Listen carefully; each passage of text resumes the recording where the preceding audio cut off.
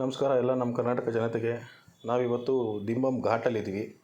ಈ ದಿಂಬಮ್ ಘಾಟ್ ಎಲ್ಲಿ ಬರುತ್ತೆ ಅಂತ ಹೇಳಿದ್ರೆ, ನಮ್ಮ ಚಾಮರಾಜನಗರ ಏನು ಬರುತ್ತೆ, ಕರ್ನಾಟಕದ ಚಾಮರಾಜನಗರ, ಅಲ್ಲಿಂದ ತಮಿಳುನಾಡು ಸತ್ಯಮಂಗಲ ಅನ್ನೋ ಒಂದು ಊರಿಗೆ ಕನೆಕ್ಟ್ ಆಗುತ್ತೆ ಈ ರೋಡು. ಈ ರೋಡಿನ ವಿಶೇಷತೆ ಏನಂತ ಹೇಳಿದರೆ, ಈ ರೋಡು ಸುಮಾರು ಆಲ್ಮೋಸ್ಟ್ ನಿಮಗೆ 16 ಕಿಲೋಮೀಟ್ರ್ ಕವರ್ ಆಗುತ್ತೆ. 16 ಕಿಲೋಮೀಟ್ರಲ್ಲಿ ನಿಮಗೆ 27 ಏರ್ ಪಿನ್ ಬೆಂಡ್ ಸಿಗುತ್ತೆ.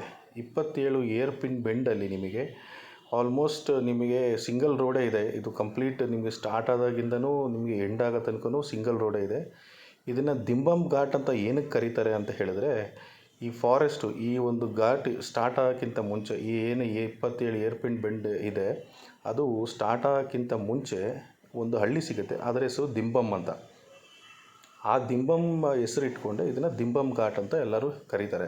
ಸ್ವಲ್ಪ ಜನ ಸತ್ಯಮಂಗಲ ಘಾಟು ಅಂತ ಹೇಳ್ತಾರೆ, ಸ್ವಲ್ಪ ಜನ ದಿಂಬಮ್ ಘಾಟು ಅಂತಲೂ ಹೇಳ್ತಾರೆ. ಇದು ಬಂದು ನಿಮಗೆ ಥಿಕ್ ಫಾರೆಸ್ಟ್, ಅಂದರೆ ನಿಮಗೆ ಆಲ್ಮೋಸ್ಟ್ ಕರ್ನಾಟಕ ಮತ್ತು ತಮಿಳ್ನಾಡು ಎರಡೂ ಫಾರೆಸ್ಟಲ್ಲಿ ಸಿಗುತ್ತೆ ನಿಮಗೆ. ಇಲ್ಲಿ ಫಾರೆಸ್ಟಲ್ಲಿ ನಮಗೆ ಎಲ್ಲ ಥರ ಪ್ರಾಣಿ ಪಕ್ಷಿಗಳೆಲ್ಲ ಸಿಗುತ್ತೆ, ಅದನ್ನು ನೋಡ್ಬೋದು. ಬಟ್ ಇಲ್ಲಿ ರಿಸ್ಟ್ರಿಕ್ಷನ್ಸ್ ಏನಂದರೆ, ಯಾರೂ ಗಾಡಿ ನಿಲ್ಲಿಸಂಗಿಲ್ಲ. ಹಾಗಾಗಿ ತುಂಬ ರಿಸ್ಟ್ರಿಕ್ಷನ್ಸ್ ಇದೆ. ನಿಲ್ಲಿಸಂಗಿಲ್ಲ, ಪ್ಲಾಸ್ಟಿಕ್ ಕವರ್ ಹಾಕೋಂಗಿಲ್ಲ. ಹಾಗಾಗಿ ನಿಮಗೆ ನೋಡ್ಕೊಂಡು ಪಾಸ್ ಆಗ್ತಾ ಇರಬೇಕೆ ಹೊರತು, ಗಾಡಿ ನಿಲ್ಲಿಸ್ಕೊಂಡು ನಿಮಗೆ ಏನಾದರೂ ಪ್ರಾಣಿಗಳಿಗೆ ಪಕ್ಷಿಗಳಿಗೆ ತೊಂದರೆ ಕೊಟ್ಟರೆ ಅವರು ನಿಮಗೆ ಪೆನಾಲ್ಟಿ ಹಾಕೋದಂತೂ 100% ಖಂಡಿತ. ಹಾಗಾಗಿ ನಾನು ಏನು ಸಜೆಷನ್ ಮಾಡೋದಂದರೆ, ನೋಡ್ಬಿಟ್ಟು ನಿಮ್ಮ ಪಾಡಿಗೆ ನೀವು ಪಾಸ್ ಆಗಿಬಿಡಿ. ಅವ್ರಿಗೆ ಪ್ರಾಣಿಗಾಗಲಿ ಪಕ್ಷಿಗಾಗಲಿ ಏನೂ ಡಿಸ್ಟರ್ಬ್ ಮಾಡಲಿಲ್ಲ ಅಂದರೆ ನಿಮ್ಗೆ ಯಾರೂ ಏನೂ ಕೇಳೋಕ್ಕೂ ಬರೋಲ್ಲ. ಹಾಗಾಗಿ ಇದು ನಿಮಗೆ ರಿಸರ್ವ್ ಫಾರೆಸ್ಟಲ್ಲಿರೋದ್ರಿಂದ ನಮಗೊಂದು 4-5 ಪಿಕ್ಚರ್ ಸಿಕ್ತು. ನಾವು ಆನ್ ದ ವೇ ಬರಬೇಕಾದ್ರೆ 4-5 ಪಿಕ್ಚರ್ ಸಿಕ್ತು. ಒಂದು ಆನೆ, ಒಂದು ಜಿಂಕೆ ಮತ್ತು ಒಂದು ನವಿಲು, ಈ 3 ಸಿಕ್ತು. ನೋಡಿ, ಇವಾಗ ನಾವು ಇದನ್ನು ಸ್ಟಿಲ್ ಫೋಟೋದಲ್ಲಿ ತಗೊಂಡಿದ್ದೀವಿ. ಯಾಕಂದರೆ ಗಾಡಿ ನಿಲ್ಲಿಸಂಗಿಲ್ಲ, ನಿಧಾನದಲ್ಲೇ ಮೂವ್ಮೆಂಟ್ ಮಾಡಿಕೊಂಡು ನಾವು ಈಗ ತಗೊಂಡಿದ್ದೀವಿ. ಎಲ್ಲರ ಹತ್ರನೂ ಕೇಳ್ಕೊಳ್ಳೋದು ಒಂದೇ ರಿಕ್ವೆಸ್ಟು, ದಯವಿಟ್ಟು ಯಾರು ಪ್ಲಾಸ್ಟಿಕ್ ಹಾಕಬೇಡಿ. ಯಾಕಂದರೆ ಪ್ರಾಣಿಗಳಿಗೆ ಪಕ್ಷಿಗಳಿಗಾಗಲಿ ಪ್ಲಾಸ್ಟಿಕ್ ಯಾವುದು ಪ್ಲಾಸ್ಟಿಕ್ ಅಲ್ಲದೆ ಇರೋಂಥ ಯಾವುದು ಅಂತ ಅವಕ್ಕೆ ಗೊತ್ತಾಗಲ್ಲ. ಅವು ಅಪ್ಪಿತಪ್ಪಿ ತಿಂದುಬಿಟ್ರೆ ಪ್ರಾಬ್ಲಮ್ ಆಗುತ್ತೆ ಪಾಪ ಅವಕ್ಕೇ. ನಾವಿಲ್ಲಿ ಜಿಂಕೆಗಳನ್ನ ನೋಡ್ಬೋದು, ಹಾಗೆ ಕಡವೆಗಳೆಲ್ಲ ಸಿಗುತ್ತೆ. ಸುಮಾರು ಜನ ಹೇಳ್ತಾರೆ ಅವ್ರಿಗೆ ಟೈಗರ್ ರಿಸರ್ವ್ ಇರೋದ್ರಿಂದ ಟೈಗರ್ಗಳು ನೋಡಿದ್ದೀವಿ ಅಂತ, ಬಟ್ ನಮಗೇನು ಕಾಣಿಸ್ಲಿಲ್ಲ. ಹಾಗಾಗಿ ಜಿಂಕೆ, ಆನೆ ಮತ್ತು ನಮಗೆ ನವಿಲು ಎಲ್ಲ ನಾವು ನೋಡಿದ್ವಿ. ಚೆನ್ನಾಗಿದೆ, ನೋಡಬೇಕು, ಎಂಜಾಯ್ ಮಾಡಬೇಕು, ಮತ್ತು ಅದನ್ನು ಡಿಸ್ಟರ್ಬ್ ಮಾಡೋಕ್ಕೆ ಹೋಗಬಾರ್ದು.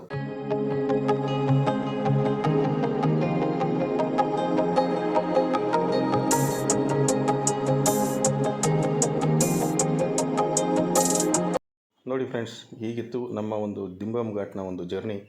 ಹಾಗೆ ಕಂಟಿನ್ಯೂ ಮಾಡ್ತಾ ಹೋದರೆ, ನಾನು ನಿಮಗೆ ಆಗಲೇ ಹೇಳ್ದಂಗೆ ಈ ರೋಡು 27 ಏರ್ ಪಿನ್ ಬೆಂಡ್ ಇದೆ ಅಂತ ನಾನು ನಿಮಗೆ ಹೇಳಿದೆ. ಸೊ ಅದರಲ್ಲಿ ಇದೊಂದು ಎಕ್ಸಾಂಪಲ್ ಅಷ್ಟೇ.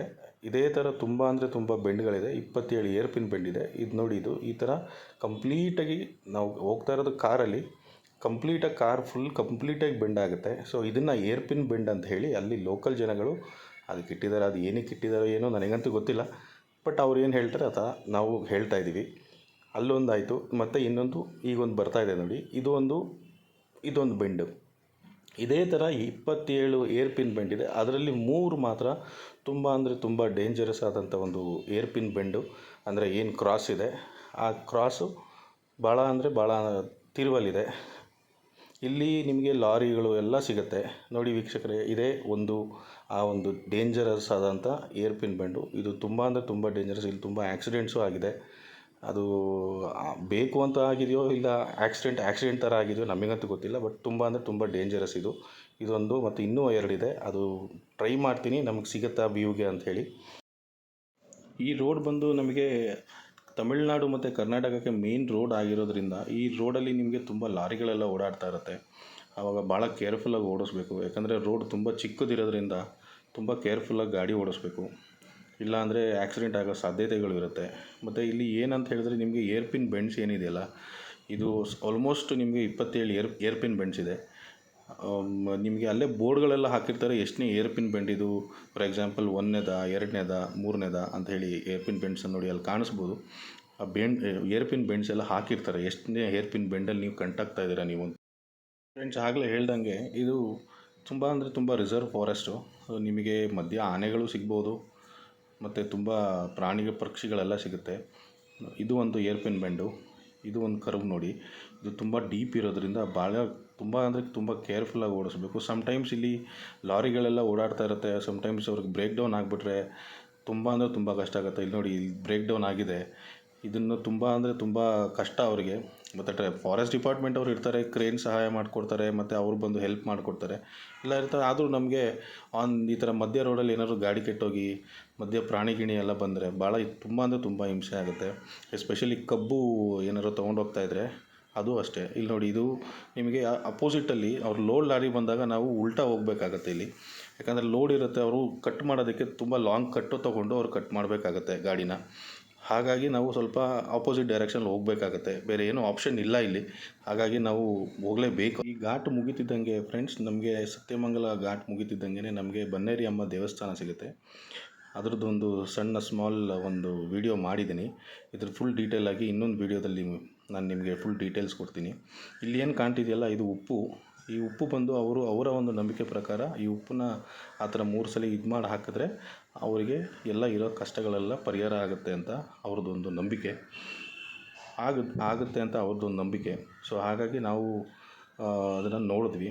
ಮತ್ತು ಪೇಂಟಿಂಗ್ಸ್ ಎಲ್ಲ ಅಷ್ಟೇ, ದೇವಸ್ಥಾನದ ಮೇಲೆ ಸೀಲಿಂಗ್ ಪೇಂಟಿಂಗ್ಸ್ಗಳಿದು ಎಷ್ಟು ತುಂಬ ಚೆನ್ನಾಗಿ ಪೇಂಟಿಂಗ್ ಮಾಡಿದ್ದಾರೆ ನೋಡಿ. ಮತ್ತು ಅವರು ಏನು ಪೇಂಟಿಂಗ್ ಮಾಡಿದಾರಲ್ಲ, ಅದು ಯಾವ ರೀತಿ ಮಾಡಿದ್ದಾರೆ ನನಗಂತೂ ಗೊತ್ತಿಲ್ಲ, ಬಟ್ ತುಂಬ ಚೆನ್ನಾಗಿದೆ ಪೇಂಟಿಂಗ್ಸು.